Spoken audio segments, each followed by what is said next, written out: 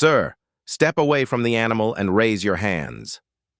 Now he seems aggressive, the rookie police officer shouted, his voice strained with fear and adrenaline, his taser already drawn and pointed. Retired Gunnery Sergeant Marcus Gunn Rourke, 70, was simply trying to protect Valor, his aging black Labrador service dog, who had merely growled softly at the officer's sudden, aggressive approach. "He's a service dog, officer. He's trained. Just calm down." But the officer didn't calm down. The taser went off. Its prongs hit Ghani, who collapsed. His primary concern was still Valor. 5 minutes later, as Ghani lay whimpering, the street outside erupted, not with more police, but with the unmistakable earth-shattering roar of Marine Corps tactical vehicles forming an iron ring around the entire building. If you believe service animals are lifelines, not threats, and their handlers deserve respect, write a receipt below. Gunnery Sergeant Marcus Gunn Rourke, retired USMC, lived a life defined by quiet discipline and the unwavering companionship of Valor, his black Labrador service dog. At 70, Gunny was weathered, but still retained the indomitable spirit of a Marine. His back was stiff, his gait sometimes unsteady from old combat wounds sustained during more than 30 years of service, from the jungles of Southeast Asia to the urban battlefields of the Middle East. Valor, himself an aging warrior with a graying nose, was more than a pet. He was Gunny's anchor, trained to assist with Gunny's mobility, pick up dropped objects, and, most importantly, provide a calming presence against the lingering shadows of PTSD. They were an inseparable pair, often seen on their slow, steady walks around their quiet suburban neighborhood, leaning lightly on Gunny, Valor's sturdy body when his balance failed him. Today, they were on their way to a routine appointment at a small multi-office commercial building that housed Goonie's physical therapist. It was a bright, quiet afternoon. Goonie was wearing simple, comfortable civilian clothes, khaki pants, a polo, shirt, and a baseball cap with a faded Marine Corps emblem. Valor was wearing his clearly marked service animal vest. They were just two old soldiers, man and dog, going about their day. As Gunn and Valor approached the entrance of the low-rise office building, a young police officer, Officer Miller, had just stepped outside after responding to a minor, unrelated call inside. Miller was fresh out of the academy, eager, nervous, and perhaps a little too quick to see threats where none existed. Also, unbeknownst to Ghani, he was very uneasy around large dogs due to an incident in his childhood. As Ghani and Baylor approached the door, Baylor, sensing the officer's sudden appearance and perhaps his nervous energy, he let out a single, soft woof, not aggressive, more like a soft hello or a gentle warning to Ghani. However, Officer Miller instantly misinterpreted it. He saw a large black dog. He heard a bark, and his deep-rooted fear kicked in, overcoming his training. "Hey, hold it right there! Get your dog under control!" Miller shouted, backing away sharply, his hand instinctively going to his service weapon before switching to his taser. Gunn immediately placed a reassuring hand on Valor's head. "Calm down, Valor. Everything's fine." Then he addressed the officer in a calm, firm voice, despite the officer's growing agitation. "It's a service dog, officer. It's fully trained. It's just alerting you to its presence. There's no threat." But Miller wasn't listening. His eyes were wide, fixed on Valor, who, despite the reassurance Ghani was trying to convey, was now sitting a little straighter, sensing the officer's fear and agitation, his posture becoming protective, alert, though not yet aggressive. "It sounds aggressive to me, Drenia," Miller yelled, his voice cracking slightly. "Sir, step back from the animal and put your hands up now." I said, "Step back." "Officer, please." Ghani tried again. "It's a registered service animal assisting a disabled veteran. It won't hurt you. Just keep your voice down." He was agitating him. He started searching in his pocket for the valuable BAA service animal identification card. Officer Miller saw Goonie reach into his pocket and his panic increased. He's going to take something out. Uncooperative subject with an aggressive animal. Drenya yelled more to himself than to Ghani. Without further warning, without attempting to diffuse the tension, without waiting for Goonie to produce any identification, Officer Miller fired his taser. The two electrified prongs struck Goonie directly, in the chest. The world exploded in a blinding flash of pain for the old Marine.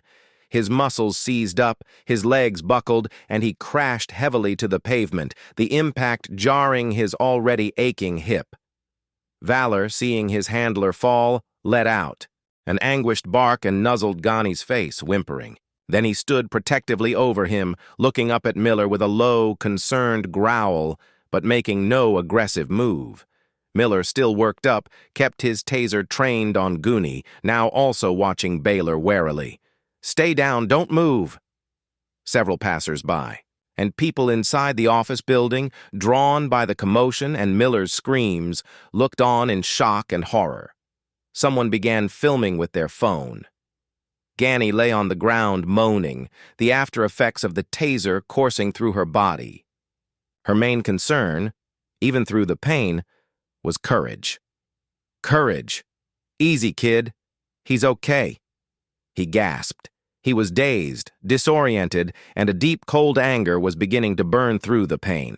He'd faced enemy fire, IEDs, improvised explosive devices, and ambushes, but being tasered on a suburban sidewalk while trying to explain the status of his service dog felt like the most senseless and ultimate betrayal. He reached for his cell phone, his fingers clumsy and uncooperative from the effects of the taser. He managed to unlock it, his vision blurring. He didn't call 911, he didn't call a lawyer. He scrolled down to a single, perfect contact. It was a dedicated emergency line for his former Marine Reconnaissance Battalion's Veterans Network, a line that guaranteed an immediate, no-questions-asked response if one of his own was in serious and unfair trouble. He pressed dial. The call was answered on the first ring, not with a greeting, but with a calm, "Location and situation report, Goonie." It was Top Rodriguez, his former first sergeant, now running a private security company, but still the unofficial linchpin of his battalion's Veterans Network. "Top!" Ghani gasped, his voice weak. "Office building, corner of Oak and 7th. Tasered by local law enforcement. Valor is fine. The officer is an idiot. He thinks Valor is aggressive. Understood, Ghani." Top Rodriguez's voice suddenly turned like ice. "Oak, and 7th is hurt beyond the taser. The hip is bad." "I took a hard fall." "Understood.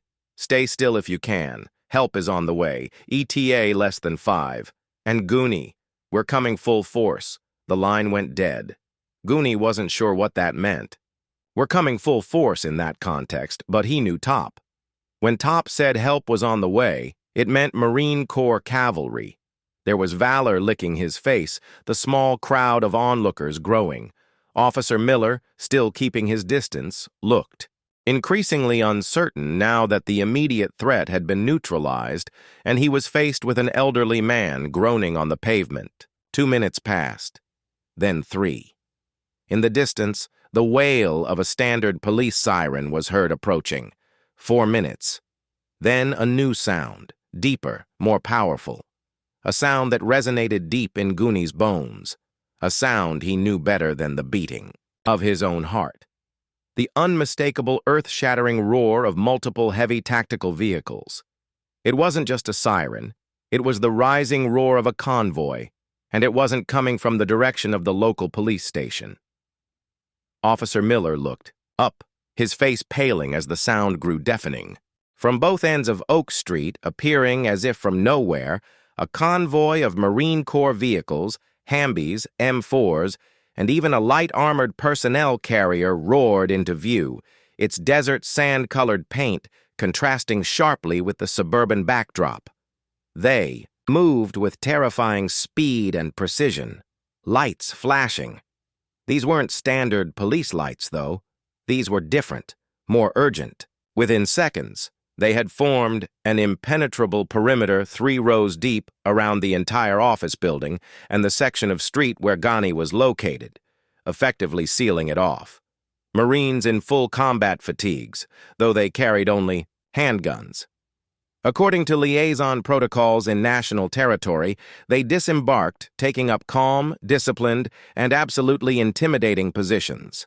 The local police patrol that had just arrived stopped abruptly, its occupants staring in stunned disbelief at the sudden and overwhelming presence of the Marines. Officer Miller froze, his taser hanging limply at his side, his jaw slack. This wasn't in any training manual. The rear door of the main MRAP opened, and a figure emerged, radiating an aura of absolute, unwavering command. He was a Marine colonel, his uniform crisp, his eagle, globe, and anchor insignia gleaming. He walked directly toward Officer Miller, his expression like granite. 2 other Marines, a gunnery sergeant major and a captain, flanked him. Officer. The colonel's voice was deceptively calm, but it cut through the sudden, shocked silence like a razor. I'm Colonel Mackius of the United States Marine Corps. I understand you just used a taser on one of my retired gunnery sergeants, a combat-decorated Marine who was trying to inform you about his registered service animal. Miller could only stammer. Sir, the dog was aggressive. It was trying to reach the service animal ID on the valuable BA, which you clearly did not request or acknowledge, the colonel stated flatly.